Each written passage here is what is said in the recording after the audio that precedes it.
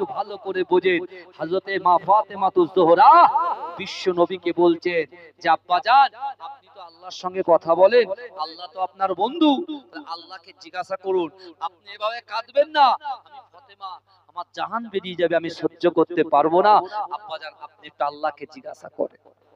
রাসূলুল্লাহ নামাজের মাসাল্লা বিছিয়েছে, এই শুনছেন, ওদিকে মেয়ে কাঁদছে, রাসূল কাঁদছে, ভালো করে শোনেন। বাড়িতে নাকে তেল দিয়ে ঘুমাচ্ছে, একটু ভালো করে বুঝে যান যে বিশ্ব নবী রাসূলুল্লাহ যেমন তার উম্মতকে মহব্বত করে, তার কন্যাও তার বাপের শিক্ষা দিয়ে তারাও রাসূলুল্লাহর উম্মতকে মহব্বত করেছে। জোরে বলুন না সুবহানাল্লাহ। এই জোরে বলবেন না আমার বাবাজিরা, ভালো করে বলেন। আল্লাহ রাসূল সাল্লাল্লাহু আলাইহি ওয়াসাল্লাম নামাজের মাসাল্লা বিছি আল্লাহকে বলছে, আল্লাহ আল্লাহ আমার ফাতেমা, আমার ফাতেমা, আমার ফাতেমা, সে আমি যখন আলীর সঙ্গে বিবাহ দেওয়ার প্রস্তাব দিলাম, সে মোহরের কথা বলছিল, আমি বলেছি আমার বাড়িতে যা কিছু আছে সব আমি আলীকে দিয়ে দেব, আর আলী তোমাকে মোহর হিসাবে দিয়ে দেবে। কিন্তু মেয়ে বলছে লা আরজা বিহাজা, আমি এ বিয়েতে রাজি নই।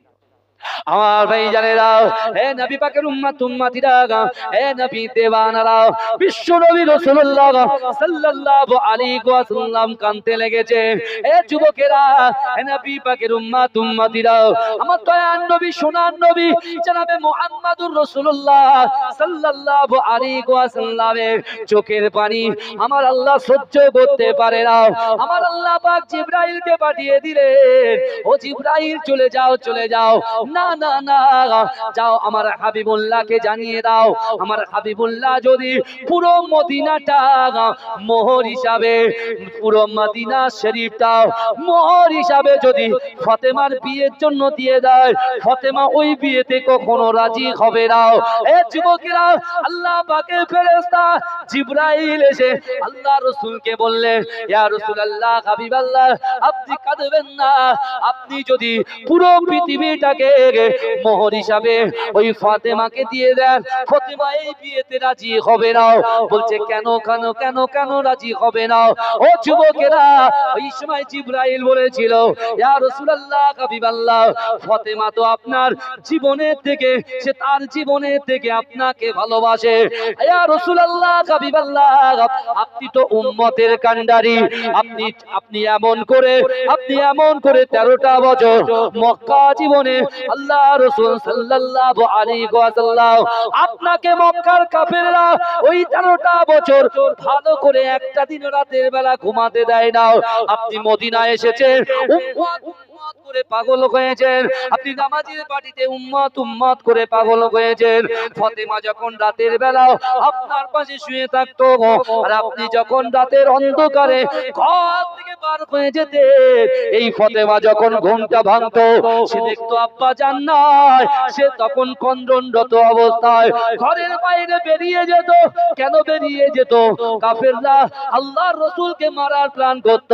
কিন্তু না না, ফাতেমা জানে আপনি আপনার উম্মতের জন্য বার হয়েছেন, আপনি আপনার উম্মতকে ভালোবাসেন বলে ফাতেমা আপনার উম্মতকে ভালোবেসে আল্লাহর কাছে সে এই দোয়া চেয়েছে, আল্লাহ পাক, না না না, আমি ফাতেমার যখন বিবাহ হবে, আমি ফাতেমা যখন বিবাহ করব, আমার দেন মোহরটা যেন এটাই কয়, আমার আব্বা জান তার উম্মতকে এত ভালোবাসে, আর আমি আমার জীবনের থেকে বেশি আমার আব্বা জানকে ভালোবাসি।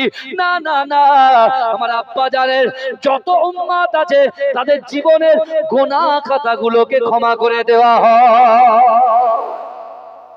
জোরে বলে, জোরে হবে না, না রে দেখবে, না রে দেখবে। চিন্তা করে আমি খাবো, আমার ছেলে খাবে, মেয়ে খাবে, বাপ খাবে, মা খাবে, তাই তো? আর আপনার বাড়ি থেকে 40টা বাড়ি কি খাচ্ছে না খাচ্ছে দেখার দরকার নেই। অত সহজ? হক তো দুটো। হক কটা? দুটো। একটা হুকুকুল্লাহ আল্লাহর হক, আর একটা হুকুকুল ইবাদ বান্দার হক। ঠিকঠাক চলছে তো নাকি? কথা বলে না আমার বাবাজিরা। যদি এর ভিতরে কোনো মিস্টেক কিছু হয়ে যায়, শিগগিরই তাবলি লাগা, আল্লাহর কাছে আপনাকে ধরা পড়তে হবে। আমি রাকিবুল আজিজকেও ধরা পড়তে হবে। কি বুঝলেন? মা ফাতেমাতুজ জোহরা তিনি যে না বলার কারণটা আল্লাহ জিবরাইলের মাধ্যম দিয়ে রাসূলুল্লাহকে শুনিয়ে দিলেন। জোরে বলেন। আমার ভাই জানেরা, এ নবী পাকের উম্মত উম্মতিরা, এ নবী দেবানারা, বিশ্ব নবী রাসূলুল্লাহ সাল্লাল্লাহু আলাইহি ওয়াসাল্লাম ওই সময় ফাতেমাকে জড়িয়ে ধরলেন। ও যুবকেরা, আবার নবী ফাতেমাকে আবার তিনি বিয়ের প্রস্তাবটা দিলেন। ও মা ফাতেমা, তুমি বিয়েতে রাজি হয়ে যাও। ওই সময় ফাতেমা বলছে, আব্বা জান, না না না, আমি বিয়েতে রাজি হব না। ও যুবকেরা, আল্লাহ রাসূল কাঁদে, ফাতেমা কাঁদে, আমার আল্লাহ সহ্য করতে পারলেন না। আমার আল্লাহ জিবরাইলকে ডেকে বললেন, ও জিবরাইল, যাও যাও যাও, আমার রাসূলুল্লাহ চোখের পানিটা মুছিয়ে দাও। আমার ফাতেমা, আমার রাসূলুল্লাহর কন্যা ফাতেমা চোখের পানিটা মুছিয়ে দাও। কেন? না না না, আমি আল্লাহ পাক আমার ফাতেমা তুজোরা, আমার রাসূলুল্লাহর কন্যার মনের কথাটা, তার নিয়তটা, তার আকাঙ্ক্ষাটা কবুল করে নিলাম। বলে এবারে বলেন তো দেখি, তাহলে মা ফাতেমা তুজোরা রাদিয়াল্লাহু তাআলা আনহা আলীর সঙ্গে বিবাহ করলেন। তার শর্ত কি ছিল? উম্মতে মুহাম্মাদীকে ক্ষমা করে দেওয়া। ভাই একটা হাদী সাহেব যখন হজের ফরজ তিনটে, কটা বলেন তো? এই হজের ফরজ কটা? তিনটে। জীবনে একবার হজ করা ফরজ। কিন্তু এখন যাদের জন্য ফরজ হজ, যাদের জন্য ফরজ হয়ে গেছে, তারা এখন উমরায় যাচ্ছে। কারণ 4.5 লাখ টাকা হয়ে গেছে, খরচা করা যাবে না। আর উমরায় যাব 1 লাখ দেবো, বাফে সিস্টেম খাবো, চলে আসবো। কিন্তু বাবাজি, হজের ফরজ কটা বললাম? উমরায় গিয়ে এই তিনটে ফরজ কাজ করা যাবে? এই কথা বলেন। আছে আমি একজন রাজ্যের হজ কমিটির মেম্বার, আজকে 6 বছর হয়ে আছি আমি, বুঝতে পেরেছেন? এই 26-এ আমার শেষ। 3 বছর কোভিড-19 গেছে বাবাজি, 3 বছর কাজ করতে পারি। কি বুঝলেন? 3 বছর কোনো কাজ হয়েছে? কথা বলে। করোনা ভাইরাসে কোনো কাজ হয়নি। আমি 18 সালে হজ করেছি। আমি হজ করা আসার পরে হজ বন্ধ হয়ে গেছে। ক বছর? 2 বছর। ভালো করে বোঝেন, 2 থেকে 3 বছর হজের কাজ করতে পারি। 3 বছর সুযোগ পেয়েছি, এই বছরে লাস্ট। বাংলা যে এক প্রান্ত থেকে, মালদা, মুর্শিদাবাদ, মেদিনীপুর, 2-24 পরগনা, যেখানে গেছি জলসার সাথে সাথে হজের অ্যাওয়ারনেস করেছি। আলী, আমার বাবাজিরা, যেখানে গেছি সেখানে কি করেছি? হজের অ্যাওয়ারনেস করেছি। কারণ কি বলেন তো? যে ব্যক্তির উপরে হজ ফরজ, আর সে যদি হজ না করে মৃত্যুবরণ করে, রাসূল বলছে তার মুখের দিকে আমি তাকাবো না, তার প্রতি লানাত। তার প্রতি কি? লানাত। তোমার 10 বিঘে জমি আছে, কেন তুমি 1 বিঘে জমি বিক্রি করে যেতে পারছো না? বুঝতে পারছেন না? উনি বলছেন না, ছেলের ক্ষতি হবে। কিন্তু আল্লাহর কোরআন বলছে, ইজা জা আজালুহুম লা ইস্তাখিরুনা সাআতাও ওয়া লা ইস্তাকদিমুন। মৃত্যু যখন আসবে 1 সেকেন্ড লেট করা হবে না। এখন আপনি ইন্তেকাল হয়ে গেলেন। আবার কোরআন বলছেন, ওয়া জাআত সাকরাতুল মাউতি বিল হক, মৃত্যুর যন্ত্রণা সত্য। মৃত্যু চাকানদানি হয়ে গাল থেকে গেজা ফেজা মুখ টুক বেঁকে আপনি ইন্তেকাল হয়ে গেলেন।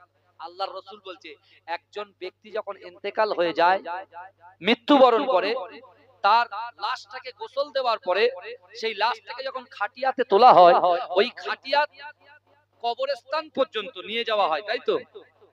লাশটাকে খাটিয়ায় তুলে কবরস্থান পর্যন্ত নিয়ে যাওয়া হয়, তাই তো? আল্লাহর রাসূল বলছে, ওই যে লাশটাকে খাটিয়ায় করে কবরস্থান পর্যন্ত নিয়ে যায়, এই লাশের পিছন পিছন 3টে জিনিস কবর পর্যন্ত যায়। কটা জিনিস? এই বলেন কটা জিনিস? 3টে জিনিস। আমি রাখিবুল্লাহ, আমি মোল্লা, আমার পিছন পিছন যাবে। আপনারা এখানে যারা আছেন আউট অফ বাউন্ডারি যেসব ভাইরা আছে তাদেরও যাবে। ভালো করে শোনেন, 3টে জিনিস যাবে। কি? 1 নম্বর যে জিনিসটা যাবে সেটা হলো তোমার সন্তান, তোমার আত্মীয় পরিজন, তোমার ভাইরা যাবে। কি কথা ঠিক না ভুল? মৃত্যুর সংবাদ আসলে কুটুম আসে তো বাড়ি, ভাইরা ভাইয়ের, খালাতো ভাইয়ের, ফুফাতো ভাই জিন্দেগিতে আসে না, বলে যাচ্ছে যাই, চলে আসে। এসে ওরা কি করে?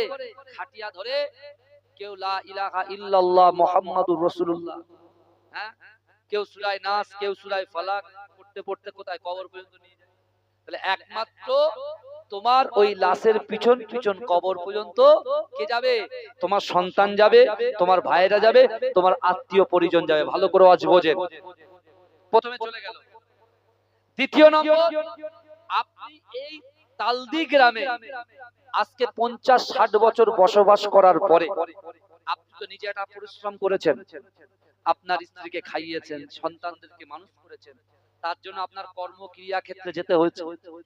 আপনি যদি 700 টাকা ইনকাম করেন, 300 টাকা সাইডে রেখেছেন, ব্যাংক ব্যালেন্স করেছেন, 500 টাকা হাফ করে একটা ভাগ আপনি আপনার সংসারে লাগিয়েছেন, আর এক ভাগ আপনার সন্তানের পড়াশোনায় লাগিয়েছেন, তাই তো? আর এক ভাগ আপনি টাকা রেখেছেন কিসের জন্য? ব্যাংক ব্যালেন্স করার জন্য। ওই অর্থ সম্পত্তি নিয়ে যে বিল্ডিং বালাখানা, যে গাড়ি বাড়ি, বিশেষ করে যে সম্পদের ঢেল, অকাত সম্পত্তি মালিক আপনি হয়েছেন, ওই মালগুলো, ওই সম্পত্তিগুলো আপনার লাশের পিছন পিছন কবর পর্যন্ত যাবে। শুনছেন আমার কথা? ভালো করে শুনেন। তাহলে 2 নম্বর হলো। 1 নম্বর কি যাবে বলেন? 1 নম্বর আত্মীয় স্বজন, সন্তান, নিজের সন্তান যাবে। আর দ্বিতীয় নম্বর সম্পত্তি যাবে। যা সব পুরো হিসেব করে যা আছে সব ওই পিছন পিছন যাবে। আল্লাহ রাসূল বলছে, কবরে যখন ইমাম সাহেব নামাবে বা নিজের লোক যখন নামাবে, নামানোর পরে ছেলে তো ভয় পাচ্ছে, কবরে নামছে না। মা ধরেন মা ইন্তেকাল করেছে, নামাবে কি? জামাই নামাবে? গ্রামবাসী নামাবে? মা সারা জীবন পর্দা করেছে, আর মায়ের গায়ে টাচ করবে অন্য লোক? তুমি ছেলে হিসেবে তোমাকে করতে হবে, তোমার নিজের। বুঝতে পারছেন না? এখন কথা হলো, রাসূলুল্লাহ বলছেন, আমার সাহাবারা, মিনহা খলাকনাকুম ওয়া ফিহা নুঈদুকুম ওয়া মিনহা নুখরিজুকুম তারাতান উখরা। এই দোয়া পড়বে আর মাটি দেবে। ভালো করে বোঝেন, দোয়া দেবে আর মাটি দেবে। জীবনে আপনার জন্য হজ ফরজ ছিল, আপনি অর্থ সম্পত্তিকে বিক্রি করেননি, আপনি সেগুলোকে ঠিকঠাক ভাবে না দিয়ে আল্লাহর হজ ফরজ হয়েছে, হজ করেননি। আপনি চিন্তা করে দেখুন, ভাবুন একটুখানি, চিন্তা করুন যে আমরা কবরে চলে গেছি, আমাদের উপরে হজ ফরজ ছিল কিন্তু আমরা হজ করিনি। সন্তানের কথা চিন্তা করেছি, মেয়ের কথা চিন্তা করেছি, ভাইদের কথা চিন্তা করেছি। আপনার ওই ভাইয়ের আপনি কবরে যাওয়ার পরে কি করছে দেখেন, আপনার ওই মাটি দিচ্ছেন, সন্তান চলে আসলো, বলছে তার পাড়োশি, তার বন্ধু, যে যার সাথে ওঠা বসা করতো, সে যখন কবর ছেড়ে 40 কদম চলে যাবে, এই কবরওয়ালা জানতে পারবে যে অমুক বন্ধু মুফাক্কিরুন, আমার বন্ধু, সে বন্ধু চাচ্ছে। সে কিন্তু চিৎকার দেবে, ভাই দাঁড়া দাঁড়া, আমার কোথায় রেখে যাচ্ছিস? অন্ধকার ঘর, সাপ বিচ্ছুর ঘর, পোকামাকড়ের ঘর, এখানে রেখে যাচ্ছে। কেউ আপনার কথা কি বলে? পাবে না। আপনার সন্তান চলে আসবে, আপনার ভাই চলে আসবে, যে সম্পত্তি ইনকাম করতে করতে আপনি শরিয়াত থেকে বহু দূরে চলে গেছেন। শরিয়াত বলে কিছু আর আপনার কাছে নেই, সব খতম। বুঝতে পারছেন? ওই সম্পত্তি আপনার দাফন হবার পর ওই সম্পত্তি আপনাকে ছেড়ে রেখে চলে আসবে। এই দাঁড়া দাঁড়া দাঁড়া, আর কোনো দাঁড়ানোর সিন নেই। আল্লাহ রাসূল বলতে, সাহাবা, দুটো জিনিস পার হয়ে গেল, আর একটা জিনিস হচ্ছে আমল। তুমি নামাজ আদায় করেছো, কোরআন তেলাওয়াত করেছো, দান খায়রাত করেছো, পিতামাতাকে খিদমত করেছো, স্ত্রীর হক আদায় করেছো, স্বামীর হক আদায় করেছো, সন্তানের হক আদায় করেছো। তুমি তোমার পড়োশিকে দেখেছো, কোন সাইল যখন হাত পেতেছে, ওই হাতটাকে তুমি দিয়েছো, হাতটাকে ফেরাওনি। যা, আল্লাহ পাক বলবে ওই আমলটা তোমার কাছে রয়ে যাবে। জোরে বলুন না সুবহানাল্লাহ, জোরে বলবেন না? তাই তো আমি আপনাদেরকে বলে যাই, ও যুবকেরা, আল্লাহর কোরআন বলছে, বান্দা, মান কানা লিল্লাহ কানাল্লাহু লাহু, যে ব্যক্তি আমার হয়ে যায়, আমি আল্লাহ পাক তার হয়ে যায়। এ যুবকেরা, হে নবী পাকের উম্মতিরা, আল্লাহর কোরআন বলছে, ইন্নাল্লাহা লা ইউগাইয়িরু মা বিকওমিন হাত্তা ইউগাইয়িরু মা বিআনফুসিহিম। আমার আল্লাহ বলছে, ও বান্দা, যে জাত যে কও নিজে পরিবর্তন হবার চেষ্টা করে না, আমি আল্লাহ পাক রব্বুল আলামিন ওই জাতি ওই কওমকে কখনো জন্য পরিবর্তন ঘটায় না। ও যুবকেরা, ও নবী পাকের উম্মতিরা, আমাদেরকে জীবনে পরিবর্তন হতে হবে। 25 বছর হয়ে গেছে, এখনো নামাজ পড়ি না। 25 বছর হয়ে গেছে, এখনো রোজা রাখতে পারি না। যখন রোজার সময় আসে, আমরা বলি, ও ডাক্তার বাবু, এমন একটা প্রেসক্রিপশন করে দেন যাতে করে আমার বিবির কাছে বলতে পারি ডাক্তার বাবু 1 মাস বেড রেস্টে যেতে বলেছে। কারণ ওই জন্য ডাক্তারের কাছে ছুটছে, গিয়ে বলছে আপনারা প্রেসক্রিপশন করে দেন আর আপনি বলেন আমার গ্যাসের প্রবলেম, লিখে দেন। আমি স্ত্রীকে বলবো, তাহলে রান্না করবে না তো, স্ত্রীও তো করা, তুমি যদি রোজা না করো খাওয়া হবে না। আমি বলছি আপনি ঠিক করেছেন, আপনি ঠিক করেছেন, পুরস্কার আপনি পাবেন, সাইজ করতে হবে, বুঝতে পেরেছেন? কিন্তু আমার ভালো করে বোঝেন, আমরা অফার অ্যাকসেপ্ট করি। অফার কিসের অফার অ্যাকসেপ্ট করি? যদি এক্ষুনি 2GB নেট ফ্রি দেয়, সাথে যদি একটা বিরিয়ানি দেয়, তালদির যুবকরা কিন্তু আমাদের ওই দিকের যুবকরা আগে ছোটে। এই কথা ঠিক বলছি না ভুল বলছি? এই কথা বলে না? আরে এখন সিমের সাথে বিরিয়ানি ফ্রি দিচ্ছে তো, কথা বলে না?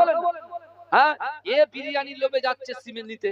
কিন্তু আমার বাবাজিরা, আমার রাসূলুল্লাহ যখন মেরাজে গিয়েছিল, আল্লাহ পাক আমার দয়ার নবীকে বলেছিল, হাবিব আপনার আগে একজন পয়গম্বরকে আমি আল্লাহ দুনিয়ার জমিনে পাঠিয়েছিলাম, যার নাম হচ্ছে, আপনার আগে আমি আল্লাহ একটা পয়গম্বরকে পাঠিয়েছিলাম যার নাম হযরত আদম আলাইহিস সালাতু ওয়াস সালাম। যে আদমকে আমি জান্নাতে আমি আল্লাহ রেখেছিলাম, আর আদমকে বলেছিলাম, এ আদম তুমি খাও দাও মজ মস্তি সব করো, লা তাকরাবুস সাজারা, গাছের কাছে যাবে না, ফল ভক্ষণ করবে না। কিন্তু আদম ফল ভক্ষণ করেছে। অনেক বড় হাদিস, ছোট করে বলছি। আদম আলাইহিস সালাতু ওয়াস সালাম যখন ভুলটা করলো, আল্লাহ পাক জান্নাত থেকে বেঘর করে দিলাম, মা হাওয়াকে জেদ্দায় পাঠিয়ে দিলাম, আর আদমকে শ্রীলঙ্কায় পাঠিয়ে দিলাম। এই বুঝতে পারছেন? আল্লাহর রাসূলকে আল্লাহ পাক কি অফার দিচ্ছে দেখেন, কি উপঢৌকন দিচ্ছে দেখেন। এ যুবক, নামাজের কথা সর্বপ্রথম জিজ্ঞাসা করবে, আর আমরা সেই নামাজ নিয়ে উদাসীন। আমরা সবকিছু করতে রাজি আছি, সবকিছু বলতে রাজি আছি, কিন্তু ভাই ওই জায়গায় মাত্র যে আল্লাহ আমাদের খাওয়াচ্ছে, যে আল্লাহ আমার স্ত্রীর গর্ভে সন্তান দিল পুরুষ, সন্তান দিল নারী, যে আল্লাহ দৈনন্দিন এক স্থান থেকে আর এক স্থান যাওয়ার ক্ষমতা আল্লাহ দিয়েছে, সেই আল্লাহর জন্য 24 ঘন্টার ভিতরে মাত্র 1টা ঘন্টা যে আমরা দেব, এ সময় আমাদের নাই। ভালো করে বোঝেন, অফার আপনি দুনিয়ার অফার অ্যাকসেপ্ট করছেন, আখিরাতের অফার জান্নাতের অফারটা অ্যাকসেপ্ট করবেন। আপনি বলছেন হুজুর অফার করছেন, কি অফার বলেন তো দেখি।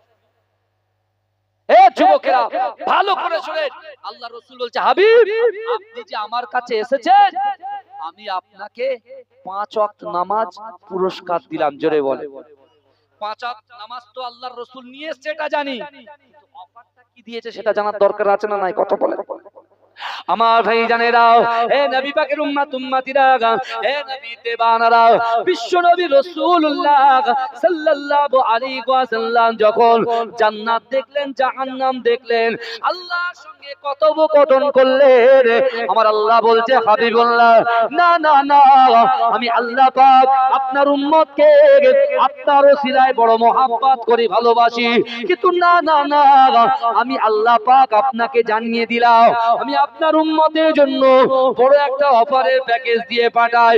না না না, হযরত আদম আলাইহিস সালাতু ওয়াস সালাম একটা মাত্র ভুল করেছে, যে ভুলের কারণেতে 350 বছর কান্না করেছে, 350 বছর ক্রন্দন করেছে। আমি আল্লাহ পাক স্বামী থেকে স্ত্রী জুদা করে দিয়েছি, স্ত্রী থেকে স্বামীকে জুদা করে দিয়েছি। ও হাবিব রে, না না না, হযরত আদম আলাইহিস সালাতু ওয়াস সালামকে 350 বছর পরে একটা দোয়া দিয়েছি, রব্বানা যালামনা আনফুসানা ওয়া ইল্লাম তাগফির লানা ওয়া তারহামনা লানাকুনান্না মিনাল খাসিরিন। না না না, আপনার ওসিলা নিয়ে হযরত আদম আলাইহিস সালাতু ওয়াস সালাম দোয়া চেয়েছিল। আমি আল্লাহ পাক রব্বুল আলামিন 350 বছর পরে আদম আলাইহিস সালাতু ওয়াস সালামের গুনাহটাকে ক্ষমা করে দিয়েছিলাম। যে টাইমে ক্ষমা করেছিলাম ওই টাইমটা ছিল ফজরের রাত। হযরত আদম আলাইহিস সালাতু ওয়াস সালাম আমি আল্লাহ ক্ষমা করার কারণে খুশি হয়ে রাজি হয়ে 2 রাকাত শুকরিয়া তার নামাজ আদায় করেছিল।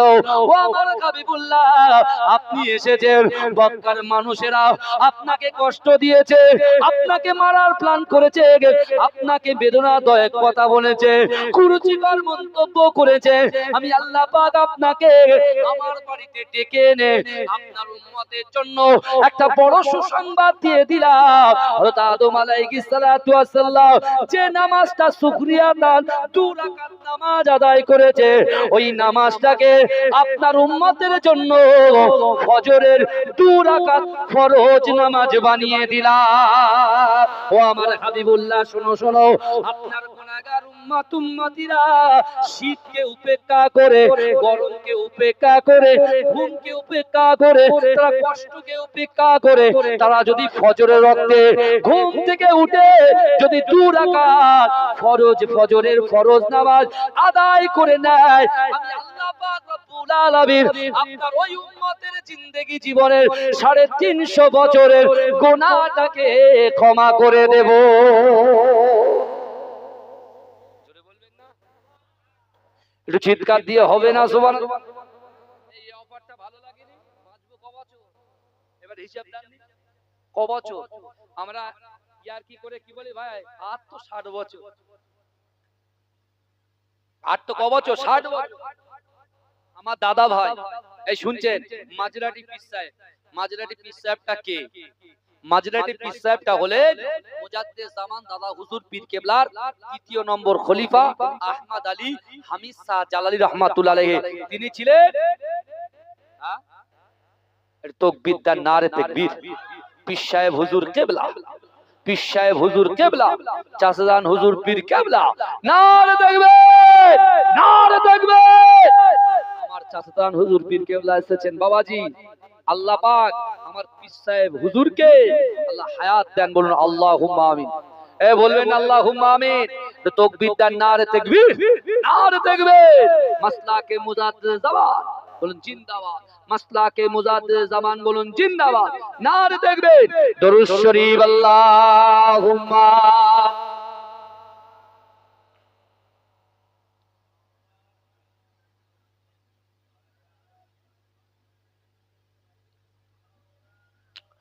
আমার মরণ যদি, নওয়াবিতে কোন সাহাবা দোয়া চাইছিল মনে আছে তো?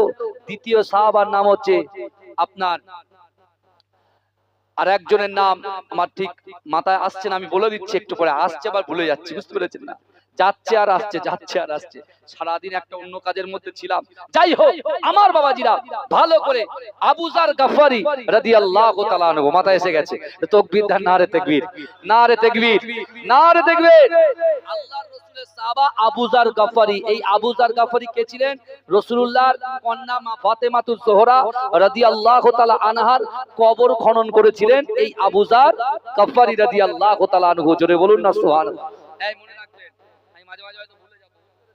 হ্যাঁ আমার বাপেরা ভালো করে বলেন, এই আবু যার গাফারি আর হযরতে বেলাল, এই দুইজন নিয়ত করেছে আল্লাহর কাছে ক্ষমা আমরা চেয়েই ছাড়বো। আর এদিকে আল্লাহর কোরআন পড়ে শোনাচ্ছে মক্কাতে রাসূলুল্লাহ। কটা? 3টে। 1 আল্লাহর ভয়, 2 রাসূলুল্লাহর মহব্বত, 3 হচ্ছে আকিম। আর কথা বলতে বলতে আমি কি বলেছি, যে নামাজের কথা বলতে গেলে কলবের কথা বলতে হবে, তাই তো? হ্যাঁ বাবাজি ভালো করে শোনেন, আমার অনেক মুরব্বি বাপেরা বসে আছে, আপনার জিকির করেন না করেন না? কথা বলেন, জিকির করেন না? আলা ইন্না ফিল জাসাদি মুদগাতান ইযা সালুহাত সালুহাল জাসাদু কুল্লুহু ওয়া ইযা ফাসাদাত ফাসাদাল জাসাদু কুল্লুহু আলা ওয়াহিয়াল কলব। মানুষের শরীরের মধ্যে এমন একটা গোশতের টুকরা আছে, মানুষের শরীরের মধ্যে এমন একটা গোশতের টুকরা আছে, নারী এবং পুরুষের উভয়ের ভিতরে এমন একটা গোশতের টুকরা আছে, ওই গোশতের টুকরাটার নাম হচ্ছে কলব। জোরে বলুন না সুবহানাল্লাহ। আর কলবটা হচ্ছে ধরার পাত্র। কলবটা কি বলেন বাপ? ধরার পাত্র। এখন একটা গ্লাসে পানি আপনি আটকে রেখেছেন, আর গ্লাসটাকে যদি নিচে থেকে ছিদ্র করে দেন, পানি গ্লাসের মধ্যে থাকবে বাবাজি? এই কথা বলেন, থাকবে? থাকবে না, সব পানি নিচে দিয়ে পড়ে যাবে। হ্যাঁ, আর কলবটা হচ্ছে ধরার পাত্র। আপনার নামাজ, আপনার রোজা, আপনার হজ, আপনার যাকাত, আপনার ফিতরা, আপনার দান খায়রাত, আপনার পিতামাতার মহব্বত, স্বামী স্ত্রীর মহব্বত, সন্তানের মহব্বত, সবার সঙ্গে সম্পর্ক কার সাথে বলেন তো? এই কলবের সাথে। এই কালবের সাথে ভালো করে বোঝেন। এ কারোর অসুবিধা হচ্ছে না তো? এটা তাকবীর আর নারে তাকবীর। যতক্ষণ থাকবো বসে থাকবেন তো ইনশাআল্লাহ। হ্যাঁ, কিছু দিয়ে যাব আর নিয়ে যাবার চেষ্টা করবে। হেদায়েত দেনেওয়ালার মালিক কে? আল্লাহ। এই দেখেন না, অনেকে দাঁড়িয়ে নেই কিন্তু এখানে বসে আছে। আমি ওই সকল যুবকদেরকে বলছি, তোমরা ঘাবড়াবে না। যারা নামাজ পড়ে না এরকম যুবকও এখানে বসে আছে, আমি তাদেরকে বলছি তোমরা ঘাবড়াবে না। তুমি চিন্তা করো, লোক হয়তো তোমাদের দিকে আঙুল তুলে বলছে ও দাড়ি নাই, ও নামাজ পড়ে না, কিন্তু আজকে ওই লোককে আমি বলতে চাই যে আপনি দেখুন না, ও নামাজ পড়ে না, রোজা রাখে না, যাকাত দেয় না, ফিতরা দেয় না, তারপরেও আল্লাহ তাকে কবুল করেছে, ভালোবেসেছে, প্যার করেছে আর জান্নাতের বাগান পর্যন্ত পৌঁছে দিয়েছে। জোরে বলে কেন পৌঁছেছে? আল্লাহ তাকে রিয়েলাইজ করতে বলেছে। তুমি রিয়েলাইজ করো, মনে মনে চিন্তা করো, তুমি গুনাহগার, খাতাকার, বদকার, রাতের অন্ধকারে দিনের আলোতে, প্রকাশ্যে অপ্রকাশ্যে, জাহিরিতে বাতিনিতে, গোপনে প্রকাশ্যে কত গুনাহ করেছি, তারপরে আমি গুনাহগারকে আল্লাহ এই জান্নাতের বাগানে বসিয়ে দিল। হ্যাঁ, আর আল্লাহ বলছে বান্দা উদউনি আস্তাজিব লাকুম, বান্দা তোরা আমার কাছে চা। পরকিয়া হয়েছে, জেনা করেছিস, হারাম খেয়েছিস, লটারি কেটেছিস, বিবিকে পিটিয়েছিস, মা বাপকে কষ্ট দিয়েছিস, ঠিক আছে, ঠিক আছে, আমি আল্লাহর কাছে ক্ষমা চাই, আমি আল্লাহ ক্ষমা করে দেবো। জোরে বলুন, এই জোরে বলবেন না? জোরে বলবেন না? কথায় কথা বেড়ে যায়। জান্নাতীদের সঙ্গে জাহান্নামীদের কথা হয়েছে, আমি তিনটে কথা বলবো পরে, কিন্তু একটা জিনিস ভালো করে বোঝেন। তাহলে মানুষের বাম পায়ের তিন আঙ্গুলের নিচে কালবের মাকাম, তাহলে কালবটা হচ্ছে ধরার পাত্র। ভালো করে বোঝেন। আল্লাহর রাসূল যখন এই কথাগুলো বলেছিলেন, সাহাবারা মন দিয়ে শুনেছিলেন, আর আল্লাহর রাসূলের বিলাল আল্লাহর কাছে দোয়া চাইছে। কি দোয়া চাইছে? ওগো রব্বুল আলামিন, আল্লাহ পাক, না না না, আপনার নবী বলেছে আল্লাহকে ভয় করো, রাসূলুল্লাহকে মহব্বত করো, নামাজের পাটি ধরো। ওগো রব্বুল আলামিন, আপনার কোরআন থেকে আমার রাসূলুল্লাহ এই আমলগুলোকে আমাদের ভিতরে বন্টন করেছে। ওগো রব্বুল আলামিন, আল্লাহ পাক, আমি বেলাল আপনাকে ভয় করি, আল্লাহর রাসূলকে মহব্বত করি, নামাজ আদায় করি। ওগো রব্বুল আলামিন, আপনি আমার দোয়াটাকে কবুল করে নেন। পিছন থেকে আল্লাহর রাসূলের সাহাবা আমিন আমিন আমিন আমিন বলতে